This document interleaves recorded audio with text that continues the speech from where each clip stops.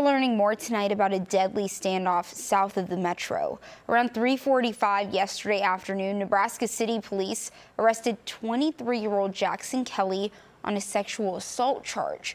Police say as officers arrived at the jail, Kelly escaped and ran off, barricading himself inside a home. The Nebraska State Patrol SWAT team was called in and got inside after trying to get Kelly to leave. Police say they found Kelly dead in the basement with a self-inflicted gunshot wound. Nebraska City police say no officers were hurt and none fired their weapons.